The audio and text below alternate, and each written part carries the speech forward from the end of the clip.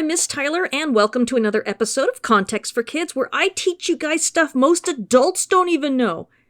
If this is your first time hearing, or if you have missed anything, you can find all the episodes archived at contextforkids.podbean.com, which has them downloadable, or at contextforkids.com, where I have transcripts for readers, or on my Context for Kids YouTube channel. Parents, all scripture this week comes from the MTV, the Miss Tyler version, which is the Christian Standard Bible modified a bit to make it easier for kids to understand the content and the context.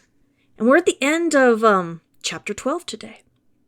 When Abram entered Egypt to escape the famine in Canaan, the Egyptians saw that Sarai was very beautiful.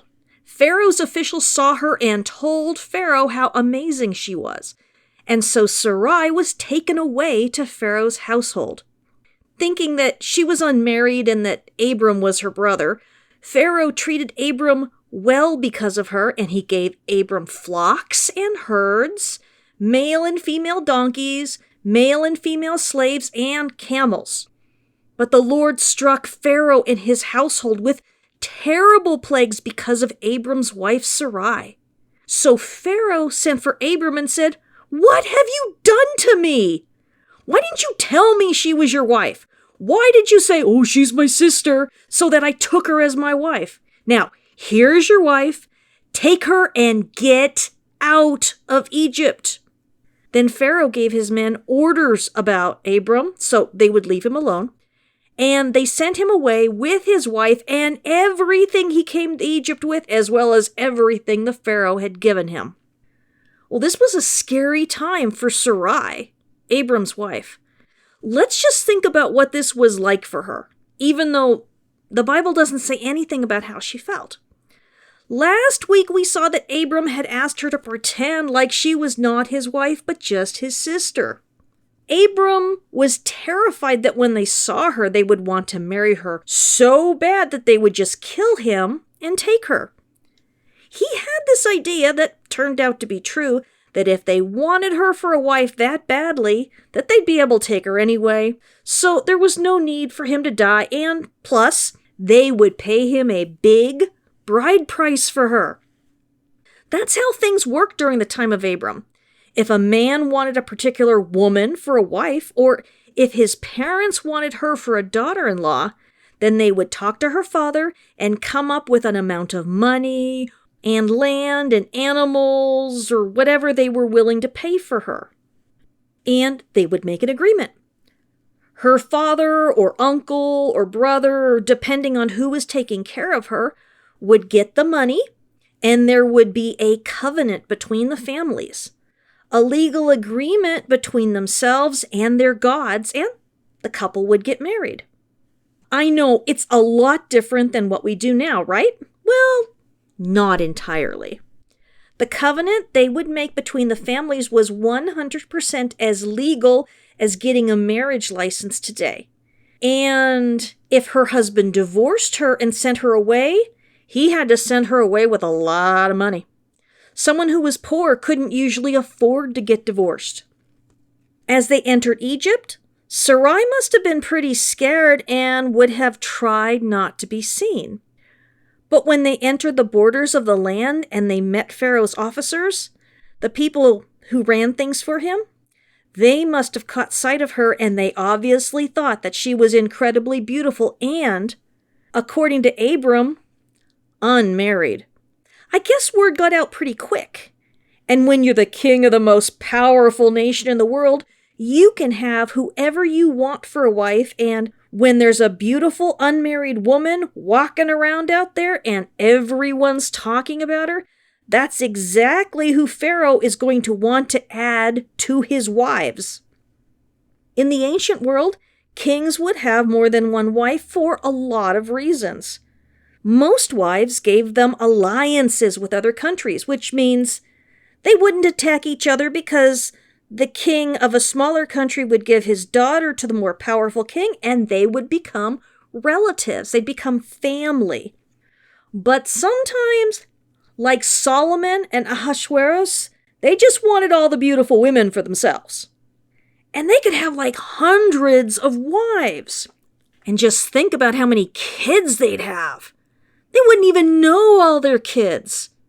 But for them, it was all about being powerful and having a lot of stuff and making everyone really impressed and jealous.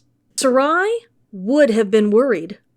She really was Abram's wife and had been for almost all of her life, but she couldn't have any babies. And she probably couldn't speak Egyptian either since she was originally from Ur. The officers probably would have just taken her so that Pharaoh could see her, and she probably figured that this was the last time she would ever see her family. Pharaoh must have been very impressed with how beautiful she was because he paid a lot of money for her. Although, you know that they didn't usually do things with money in those days. Instead, what he gave Abram was better than money. The Bible says that Pharaoh gave him flocks, which means sheep and goats, and herds, which means cows and bulls, and donkeys, which were very useful for riding and carrying things.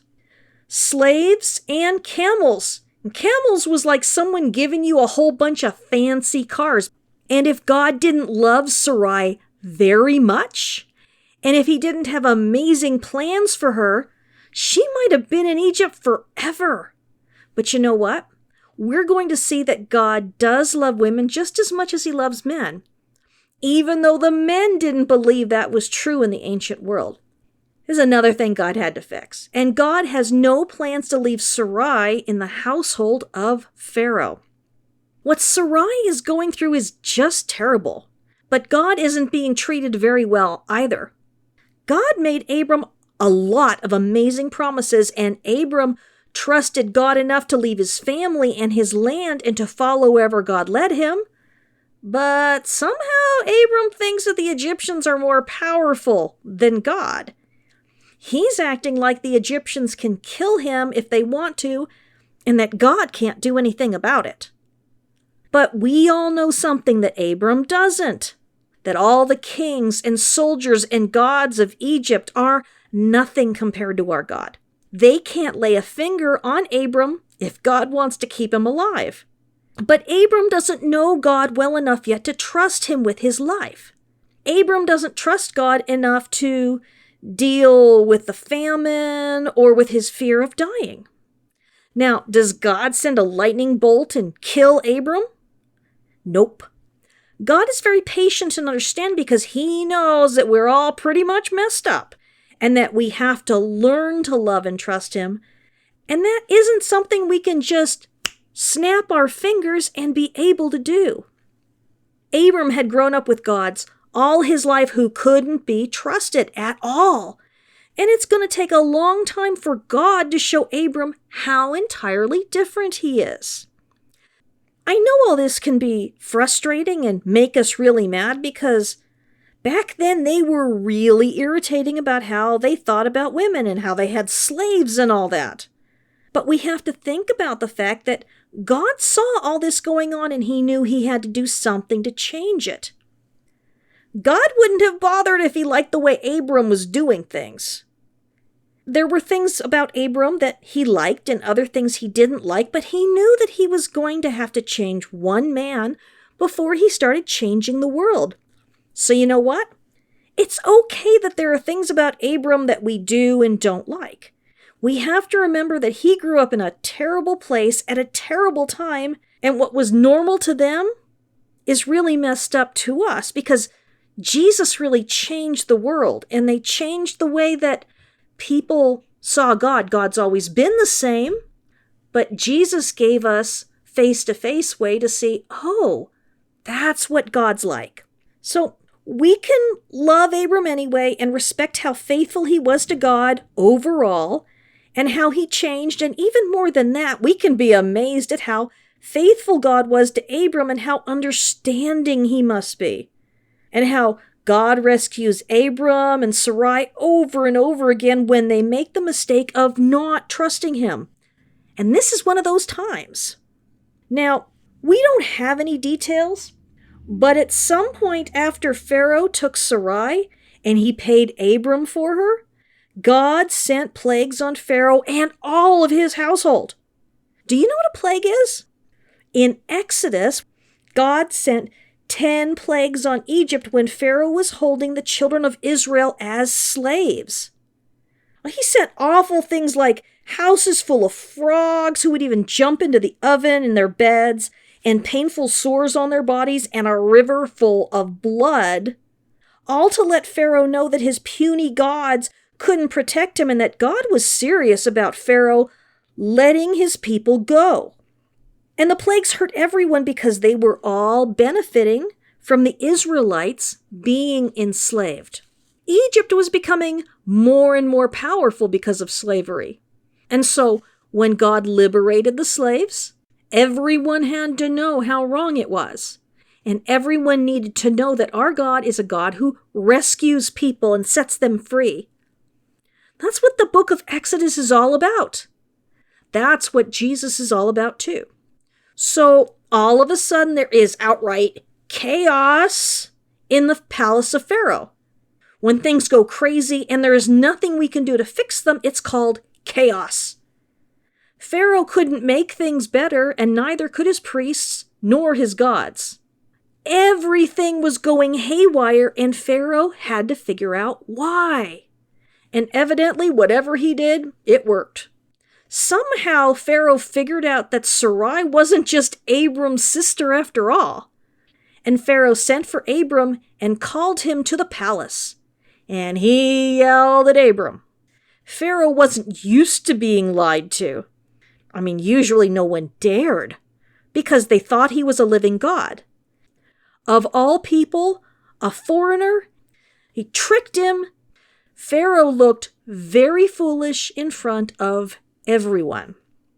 He yelled, "What have you done to me? Why didn't you tell me she was your wife? Why'd you say she's my sister so that I took her as a wife? Now, here is your wife. Take her and get out." And you know what? Abram doesn't say nothing to Pharaoh. Maybe Abram realized that he had no excuse for what he did. Maybe he was just relieved that Pharaoh wasn't going to strike him dead. Maybe he was laughing to himself because God had protected him, and he was escaping with his wife and with everything he had, plus all the stuff that Pharaoh had given him. He was an incredibly rich man now.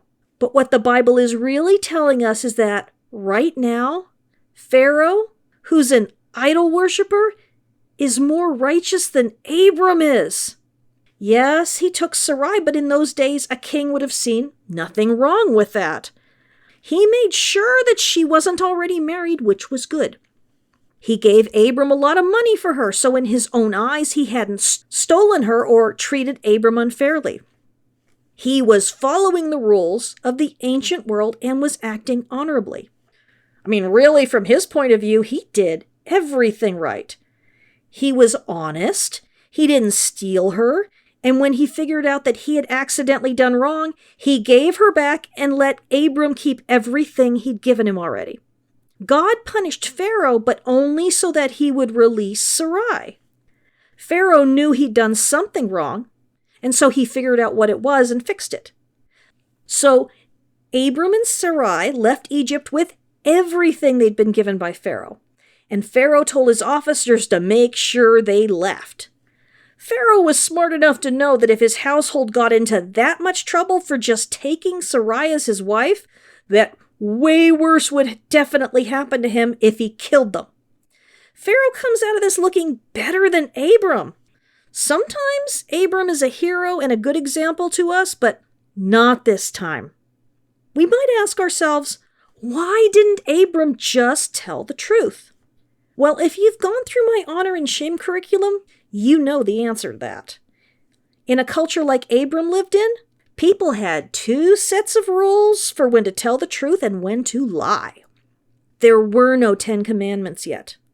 God was just still taking baby steps with Abram. In an honor-shame culture where people are more concerned with their reputations and their status than behaving themselves and acting virtuously, they believed that only people in their family deserved to be told the truth, and that it was honorable and clever and okay to lie to everyone else and to trick them. The Bible tells us that this isn't ever okay, that we need to be honest because we shame God when people figure out that they can't trust us. Abram lied because he was scared of dying and because he knew that things would go really well for him if someone else wanted to marry Sarai. So he didn't see anything wrong with lying to an Egyptian just so long as good things happened for him as a result. Things were a lot different before Jesus. Never forget that. But they were also really different before God gathered the Israelites around Mount Sinai. God keeps changing the world for the better. This brings up an important question that people have been asking forever. Is it ever okay to lie, or is it always wrong? And that's a question that can seem really easy until we start asking the hard questions. There are going to be situations where it is always wrong to lie, like when we've done something wrong and just don't want to get into trouble. Cheating on a test is another form of lying, and that's wrong too. When we lie so that we don't have to face the consequences of our bad actions, or so that someone else will suffer instead, or to trick someone so that we will get good things that we haven't earned, that's always wrong. Almost all the lies we tell are totally wrong. But what about the Christians during World War II who hid Jewish people from the Nazis who wanted to torture and kill them? Would it have been okay for them, when the Nazis came to the door and asked if there were any Jews there, for the Christians to tell the truth and to let them die? That's a much harder question to answer. Asking those kind of questions is what ethics is all about. The study of ethics is about how we figure out what is good and what is bad in a specific situation. Ethics is about being wise instead of being foolish. A wise person knows when they have to act in such a way as to protect someone who is innocent from someone who is evil. But they also know that protecting someone who is guilty is wrong. Life isn't easy. It's very complicated. I think we would all feel very differently about what Abram had done if he had lied to protect her and not himself. But whenever we lie to protect ourselves in such a way that it hurts somebody else, we kind of have to ask ourselves why we think we're more important than the person who's getting hurt to keep us safe, right? That's hard when we're really scared. But part of learning how to love other people is about their lives being important to us and even more important than our own lives. God tells us in Leviticus 19:18 that we must love our neighbors as ourselves. And Jesus says that our neighbors are everyone because we're supposed to be their good neighbor. Because of this, a lie that will hurt someone who is innocent in any way is always going to be wrong. We can't let other people suffer for the bad things that we do. And I know people say, it's no big deal. But it's always a big deal when we get in trouble for something that someone else does. So that means it's always a big deal when someone else gets in trouble for something that we or someone we like has done. That's what loving your neighbor as yourself means. If anything would be horrible for you if it happened, then you can't do it to someone else. I don't think Abram would have liked to trade places with Sarai and be taken by a king and have no choice in the matter. Also, no one would want to be lied to like what happened to Pharaoh. You wouldn't want a stranger to lie to you just because they assume you can't be trusted, but that's what Abram did. He decided that Pharaoh would do the wrong thing, and he didn't even give him the chance to do what is right. Plus, he didn't give God the chance to protect him either. It's important for us to be truthful people. People should always be able to trust us because if we say we follow and love God but are always tricking people to protect ourselves and hurting others, then they will think terrible things about God. Jesus said that our yeses should mean yes and our no's should mean no. If honest people can't trust us, then that's a huge problem. So, right now is a really low point for Abram. He looks really bad. Sarai's probably really angry with him. And he has shown that he has a weak spot. He doesn't trust God enough to know that all those promises means that God won't let him die until he's kept them. But God did come through, and he protected Sarai. Throughout his life, Abram will come to understand that God will protect him, Sarai, and his children as well. Many years from now, Abram will prove that he finally trusts God completely, but not today. Today, he's still really scared, and when Abram is scared, he makes some really bad choices. We do too, right? We aren't so different. And throughout the whole Bible, we will see times when prophets and priests and kings make very bad choices because they don't really believe what God has said to them. But because God has made promises, he rescues them. That's who he is. He's a God who rescues people. In fact, he's been trying to rescue the whole world since Adam and Eve got booted from the garden. We don't even know how often he's rescued us, and especially from our own mistakes. Of course, Jesus is God's ultimate rescue plan for us. And we can think of ourselves as being like Sarai, trapped in Pharaoh's palace when we didn't even want to be there because someone else didn't trust God. And that's everyone's problem since Adam and Eve trusted the serpent instead of God. We were taken captive by sin and death, locked up and unable to escape. Just like a prisoner in Pharaoh's palace. Instead of eating from the tree of life and living forever and never being hurt by anyone, we will die someday. And people will hurt us, and we're going to hurt people too. And God could have left us like that. He could have left Sarai with Pharaoh too and gotten a new wife for Abram who could have babies. But he is a rescuer who loved Sarai and who loves us. He didn't want us locked away in a palace of evil. He wanted us to be free. Abram is actually a first step in that direction because this is where God's plan to save humans really begins. Did you know that the Bible compares God to a husband and compares all of us who believe in him to his wife? It doesn't mean that he's actually our husband and that we're actually his wives, but it does give us a picture of how serious he is about saving us, just like he saved Sarai.